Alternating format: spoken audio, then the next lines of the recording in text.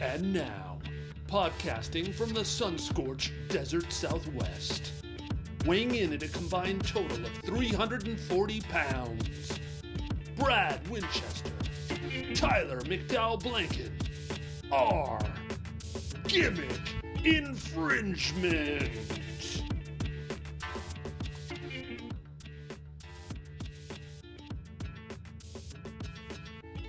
Welcome, everyone, to the Gimmick Infringement Podcast. I am one of your co-hosts, Tyler McDowell Blanken, and I have a very, very special guest today. The resume really speaks for itself, but I will read off some of the highlights. Our guest today is a journalist and media personality.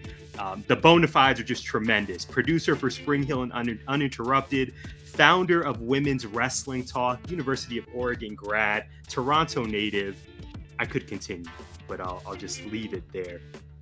TK Trinidad is here. TK, welcome to GI. How are you?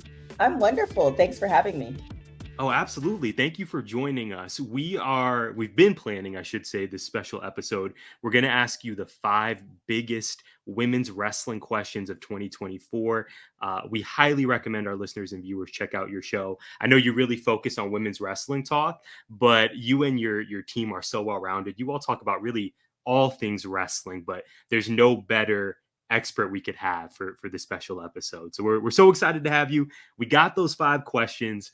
And are you ready to get into this? I am ready. Hit me. Okay, beautiful. Let's do it. So first question, TK. I know you are well-versed in all companies, the majors, the indies, a little bit of everything is what you cover on your show. Here's question number 1. Let's imagine Tony Khan reaches out to you tomorrow seeking advice on how to make AEW's women's division as big and successful and sustainable as possible. And maybe this is happening, TK. We don't need to put all your business in the streets. Maybe this isn't too unrealistic. What is the first sentence you're typing back to him? Oh, definitely more matches. But the first sentence would be, let me see the numbers.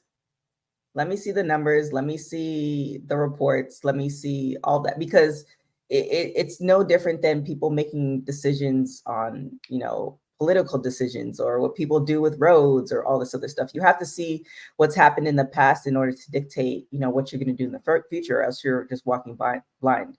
So let me see all those numbers. Let me see the past of everything, which those numbers are accessible at certain places, but let me see what's internal, because there's stuff that we see that we can gather, but the internal stuff, there's internal messages and memos and all that stuff that, no matter who you are, you haven't seen. So I want to see all that first to give an informed decision. Obviously the first thing is always to put on more women's matches, but there's we can definitely do that. But at the end of the day, no matter what anybody says, it's about the money, because if there's not any revenue coming in, then you can't pay all those people. So we need to make a company that makes money. Exactly. Well said. Thank you for that. Question number 2. This is coming from Diedrich Hendricks. He submitted his question on X. Shout out to Diedrich. Are we witnessing the most dominant reign as women's champion of all time with Rhea Ripley? Ooh. I know you're a Rhea fan, right? As all of us are. In our era, yes. Rhea, if you look at Rhea from if you look at Rhea when she first started to now, and how she's even changed her look, all those things, all those little points in, if you were to I've been really big on this. It's almost like a war chart of sorts, and take the beginning of her career from the Mae Young Classic to now. I think they did side-by-side pictures the other day of her look to now, and all those points to get to where we are now. The dominance is just bravo. Whoever, and I'm sure she was part of it, whoever helped to make up this character we have now of Rhea, amazing. The mommy thing. Come on. How many t-shirts have been sold, TK, in the last year? How many Christmas and how many did we get? Kids have no idea what she means, that mommy's always on top? how many, like, Lots you of know, because you melodies. think, yeah, you think of those, you think of Mhm. when you were a kid, when you were listening to certain songs, and you listen to the Oh songs boy. today, and you're like, how dare my parents let me listen to this song? This How is was that? Is how there was one that? song in particular that stands out to you? Um, Because I have a few where I look back on it now. I'm like, oh wow, those were the real lyrics at hand um, here. I mean, there's so many. I mean, the, There's the so the many. whole thing with like Lauryn Hill, and I mean, I love Lauryn Hill because she comes. Well, shout out to one of my older jobs at Real 92.3, but I usually see her every time she's in LA, and so I really gotten to really like her album, the one album that she goes touring on every single year, and X Factor, which beautiful Mm, song, mm. all the things, the Mystification. Yep. melodies, all this other things.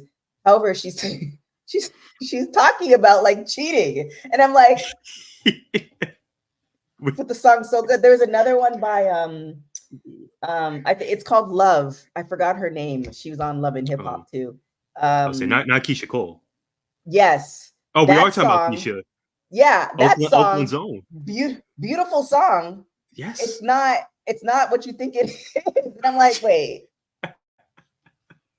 And Feel like at we got the to end put of out the a day, disclaimer with this episode, TK, in case people weren't I ready for know these hard truths. well, I mean, for me personally, where my tie-in is with music is with it's not the lyrics, it's the melody. It's, my dad was like a huge music fan, and he had records from like all different times and stuff like that. It's the melody, it's the beat, it's how it made you feel. So the lyrics is always, oftentimes for me, secondary. Sometimes like certain lyrics will stand out, but usually if there's a moment in my life where it's bad or good, I'll go to a certain song because that beat makes me feel a certain way. So that's how I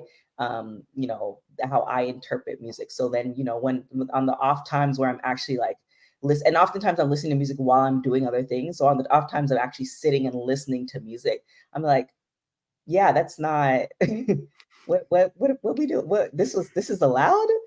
Did, So do you ever go back to the edited versions, or do you stick with the explicit, the real at oh this no, point? yeah, it's You guys almost stick with the like, real.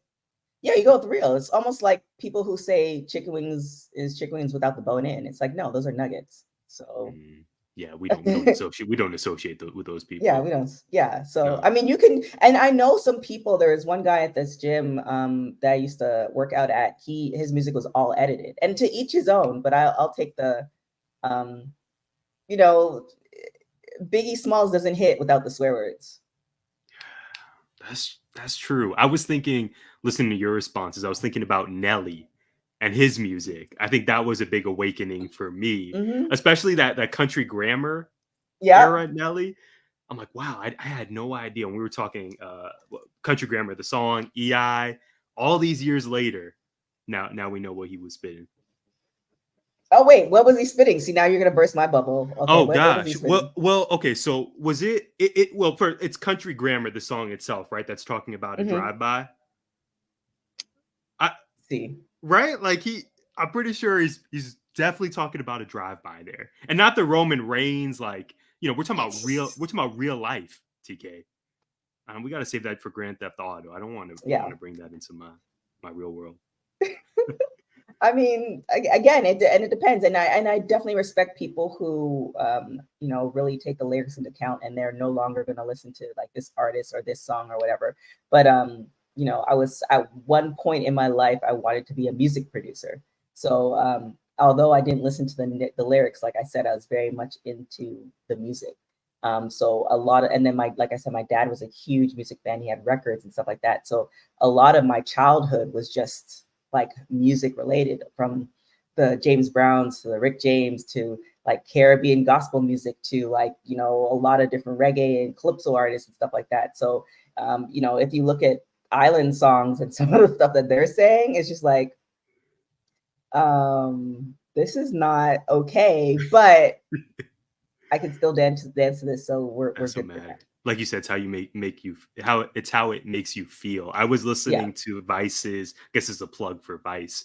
I was listening to their how Sean Paul made "Get Busy" the other day, Mm, and Sean Paul is an artist who, for years, loved the music, but I've known conservatively maybe about 20% of what he's actually saying in the music. But with this breakdown, with Genius and all these other lyric websites, I'm like, oh, okay, this is what he's saying. And luckily, most of it is okay. It's very, Yeah. dance hall esque. But Yeah. one thing I need to confess to you before we move on, and thank you for your real response. Brad and I both work in education. We're both teachers by trade. So we Oh, become nice. accustomed to, thank you. We become accustomed to edited playlists. I must confess something to you. Kidz Bop. I don't know if you've given it a shot since many years ago, but Uh-huh. there are some nice ones on there, TK. Hotline Bling Okay. from, I want to say, maybe Kidz Bop 25. I used it for a presentation the other day with students. I say this with Okay. not a facetious bone in my body, TK. Uh-huh. Hotline Bling Kidz Bop might be better than the actual Oh, Drake version. okay. Totally Okay. serious. Yeah. All right. I mean, Do with that what you that's one will. thing.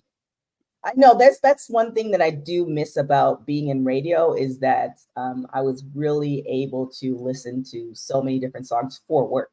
And now with doing what I'm doing, I'm oftentimes multitasking on so many different things, whether it's, looking at a particular film or looking at wrestling or whatever, that I oftentimes don't, shout out to Spotify for giving me these suggested playlists, but all I really do is like, oh, I like that beat. I just add it to the like list, have no idea who the person is, don't know what their album is.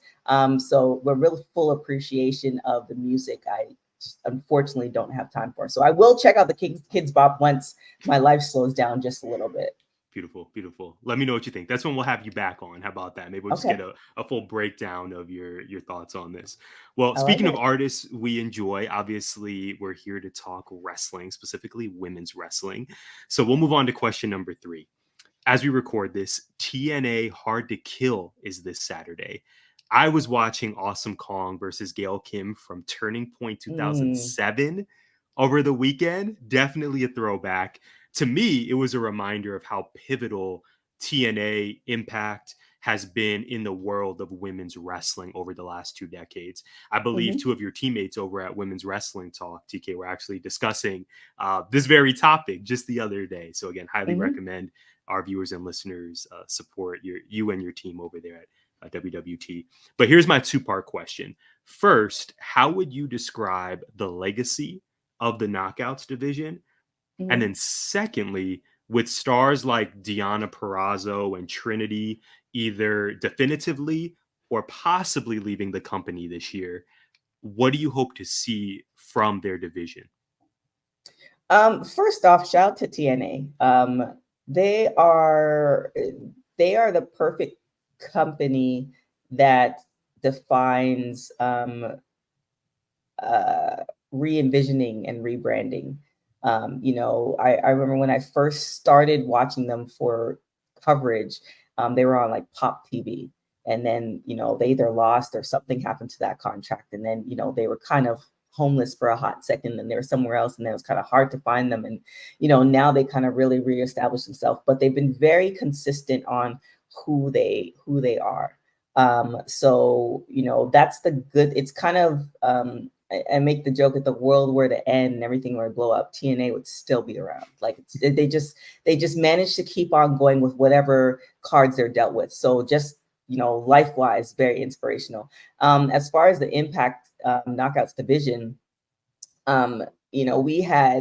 we were fortunate enough to have Gail Kim on our second episode, Women's Wrestling Talk, back in 2017. And she said it before the evolution happened, before, people were talking about that. We were still getting the women's matches, but I think we were at the tail end of the Diva era and stuff like that. And she said that, Impact Wrestling, they've done more for women's wrestling than a lot of other promotions. I think promotions are now catching up. But down to the storylines and everybody that I've talked to from Impact Wrestling, it just seems like they have the ability to go in. It's like almost like an open door policy. Don't quote me on this. I'm just getting the vibe based off of conversations that they can go in and tell their ideas. And, either part of it or all is going to be used. And also a really great thing that I've seen is that, you have people who leave Impact, then they can come back. And then they can leave again. And there's no hard feelings. Like it's very much like a mature, self-aware, entity, which is good because, some companies you'll leave and it's like there might be hard feelings or there might be this or maybe that. And I really just like how they operate. So for the Impact division, it's just really, they are the prototype of what women's wrestling should be. And even though people don't want to necessarily admit to it, just look to what they're doing. A lot of the things that they're doing, other companies are now doing, and Impact has been doing it for a long time. So they're definitely the prototype in that. Part of what you shared that stuck with me was the importance of being able to tell your own stories and bring your ideas to the forefront. I really think Mm-hmm. now more than ever, we're recognizing wrestlers as artists who Mm-hmm. have ideas, who are talented and multifaceted. I think of the Mustafa Ali's and the Mercedes Monets, and just how creative they are, and how, again, Right. to its truest form. I think like UTK, like I strive to be like my co-host Brad. We are artists, we're creatives, and we like having that autonomy in our work. Yeah. I mean, the building blocks for everything. I mean, if you look behind you, the Do the Right Thing with Spike Lee, he is Hey, come in on now. all his movies. Yeah, he's one of my favorite film directors. And in all of his movies, he's managed to take different takes on Black America. And, for it being in New York, he talked about Hispanic culture, or he not talked about it, but you saw a representation of all the cultures within New York, where it could have just been one thing.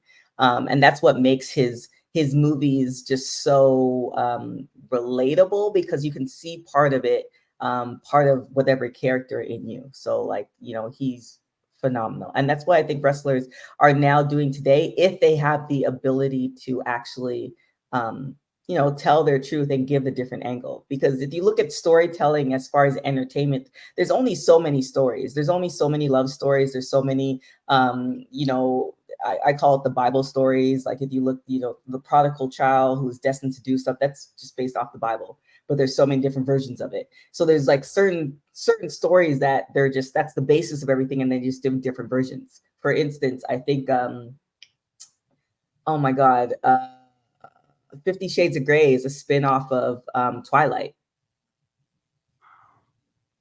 Because what I'm happens? gonna nod my head on that one. I haven't read nor have I Oh yeah, seen both of those films, so I'm gonna take you at your you word. haven't seen Twilight? Oh my God, Listen, TK. it's so good. I've seen Do the Right Thing. I've not seen Twilight. I may need to get You on haven't that this seen. year. You haven't seen. Well, I know it's it's one of those. Edward. I know it's Jacob. Right. But the Bella, thing right? is, yeah, Bella. So Okay, the thing okay. is, what happened was the lady from 50 Shades of Grey, she was like in a writing course, and the teacher said to like take something that you really like and then put your spin on it. And then her spin was 50 Shades of Grey, and the 50 Shades of Grey blew up. And if you didn't know that tidbit of information, it's just like, oh, okay, like it's just 50. And mind you, I mean, I'm not necessarily recommending you check out 50 Shades of Grey. It's a hit or miss. Like it's not, it's not, going to be in the Pulitzer Prize or, all that stuff. But it's just one of those things where people take certain ideas and they mix, and it's the same thing with wrestling where, people take certain things from their experiences or something that's happened for another wrestler and, the storylines, and they make something new if they have the ability to do it. Because if you have one person telling the same story, one person telling everybody's story, there's no way that they can have, we're all building blocks of different experiences. So there's no way you can try. There's no way that you can talk or write a story about my experience being a child of immigrants to a South American and Caribbean father in Canada.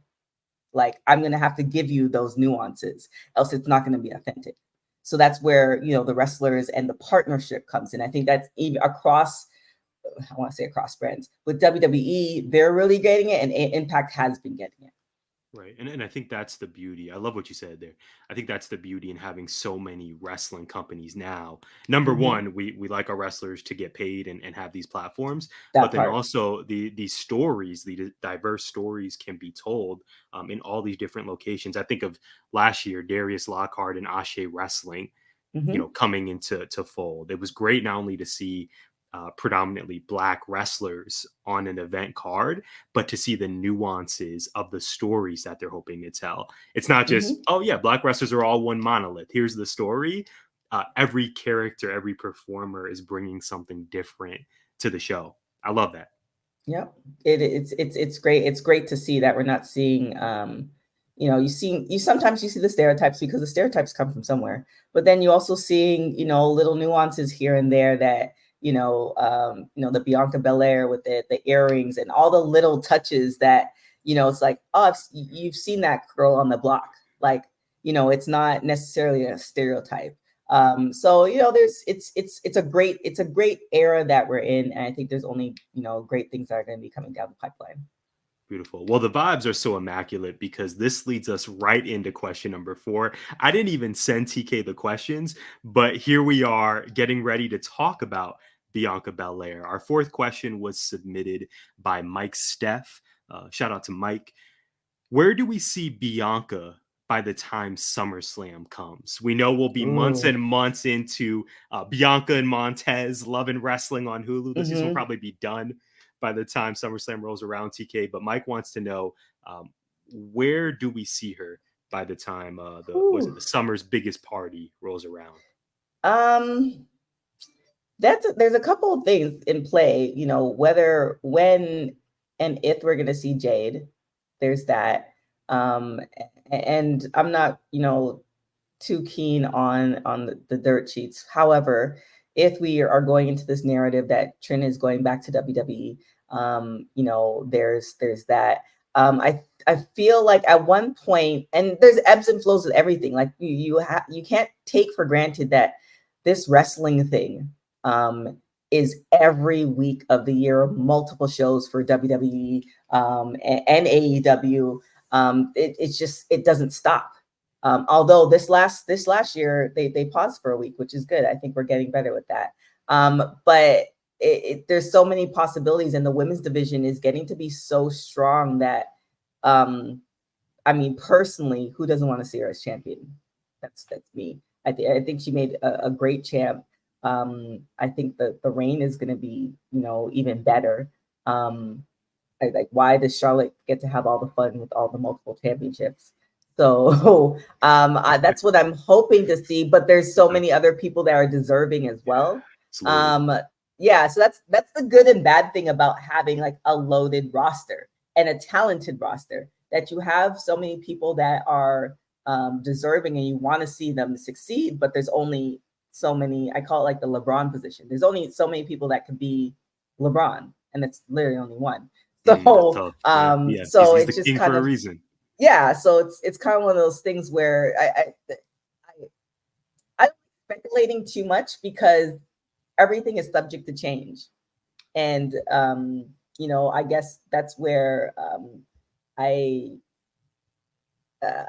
don't know if the right words. I'm necessarily considered a diehard wrestling fan, because it's like I also stay in the reality of things. And, it's one of those things where, well, what are they doing in their personal life? Like, what do they want to do? Like, do they want to have kids? Do they want, I'm saying there's so many different stuff that's in play. And personally, and, don't take any of this for what, but if the kids thing is a possibility, now would be the good time.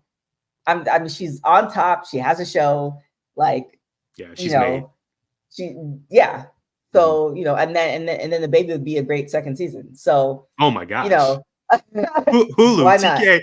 Hulu, TK is here for you. WWE. I'm just saying. This is the script we want to see. Yeah. And to your point, TK, especially with the ascension of NXT. I know we're not NXT 2.0 anymore, but I think they've done just a really great job over the past year in terms of spotlighting women and developing women. So WWE's main roster is already loaded with talent. And then in NXT, you have the Tiffany Strattons, the Roxanne Perez's, who are just going to be uber successful once they get called up to Mondays or Fridays. It's a great time to be a women's wrestling fan.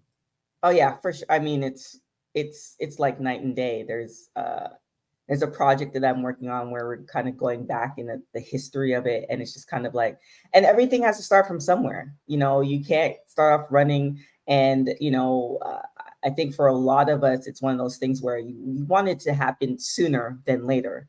But the fact that it's here is a good thing. Like the fact that we're not still in the bra and panty era, or we're, not where, we do a rewatch for Total Divas, and, at that point in time, the matches were getting cut and they weren't necessarily taking it seriously, and they were more considered this and that. So it's just like seeing where it is now, and then seeing so many women. Like every couple of weeks, we kind of do a deep dive as far as, but we have a partnership with Fight TV. And every couple of weeks, we kind of do a deep dive as far as like, where are the next couple of interviews that we're going to do? And all the names that kind of get presented and who we're looking at are all new people. And that's a great thing. It's not like, okay, well, let's try to get an interview with this person again. Although, yes, we'd love to cover the career and have, interview them again, but interviewing new people and seeing, where they're at in their career and how they got started in their career and what school they went to and what their goals are and what the vision looks like, amazing thing. And then kind of seeing what happens in the next 2 to 3 years. So we're in a really, really good space as far as women's wrestling. Yeah, we absolutely are. So moving on to our final question, you have an amazing podcast. You review shows, discuss headlines, and interview stars from major promotions as well as the independent circuits. And you do so much more, right? That's just the start. P.S. I really enjoyed that Charity King interview. I couldn't imagine the joy. I couldn't imagine the joy that I would feel if I unexpectedly spoke with Queen Charmel on the phone. I think my life would just be made at that point. So shout out to Charity and shout out again to your team. Yeah, she's one to watch. She's one to watch. She's going to do well. Okay, beautiful. That actually leads me perfectly. The vibes are just fantastic here. That's a great transition for us. Final question, TK. All this being said, give us the name of a talent who you believe will break out in 2024. Who is that woman in wrestling that we need to pause what we're doing right now, or at least after this episode, to go follow on social media and search on YouTube? Wow. I've been getting into a lot more Canadian wrestlers. So Katrina Creed is one that you should definitely check out. And the reason why, this kind of goes to the storytelling of all of it. And I'm not one where it's like, oh, it's all about, the race and, her being Black, or she's not Black, but, her ethnicity and stuff like that. But it definitely goes to the building blocks and the storytelling and, all the things that make up who you are. So Katrina Creed, Indian Canadian from Montreal. So, I mean, if you don't know about the whole Canadian, like Toronto's totally different from Montreal. So there's that aspect. So, and she's not your stereotypical, like red hair, likes punk rock. Like there's so many, like I got to talk to her and there's just so many things and stories and stuff that I could see her doing. So she's one where it's just kind of like, for those people who don't know, being a Canadian, immigration regulations, it applies to everybody. Like they don't care that, we're a nice country and we just sit on top of America. We can't come over. But I wish we could, because I would love to see more of her. She's one. Nikita Wrestles is another one, another Canadian wrestler. Charity, the King Bees, both of them. As far as tag teams, they're definitely ones to watch. There's a Ruthie J. The OVW is producing great talent. NWA is producing great talent. I mean, that pipeline that WWE has from colleges to the PC, there's talent that they did their own thing in whatever other sports, and they're coming over. So I can't really say it, but I'm excited because athletes in general, college athletes, being a former college athlete, where you are finishing your 4th year, you're like, barring that you're not a slot, but if you have a 4-year scholarship, you can't be. Where you are in your 4th year of college, you are like at the pinnacle of athletics. And then you're also moldable, which makes for a really great potential wrestler. Now it's just if you have personality, which is whether, you have to decide if you really want to work on that part or not. Some people have it naturally, some people work on it. So that's what I'm saying with that pipeline. It makes me really, really excited to see there's going to be people that are not even on the indie scene that are going to, just look at NXT right now, the women's division in particular. But I digress. Those names are kind of the names that that I'm definitely, looking forward to see more of, and or it's oftentimes, oh my God, I can see her face. Izzy, her story is crazy. I Yeah. remember seeing her on Oh, TV. she's She wrestling was, now. I know, Bailey's #1 fan, and now she's got gear and she has matches, and apparently She she's pretty good too. and she's waiting till she's 18 for that tryout. Like, what's that going to look like? If she's been watching wrestling her whole entire life, and there's people who don't and they start later, and there's people who do and they just still are fans, and nothing wrong with that. But she's been watching wrestling her whole entire, she's been studying wrestling her whole entire life, and she's now gotten the opportunity to wrestle with places like Mission Pro and stuff like that. She's like working on that craft, right? And she also had her own show before she even started wrestling.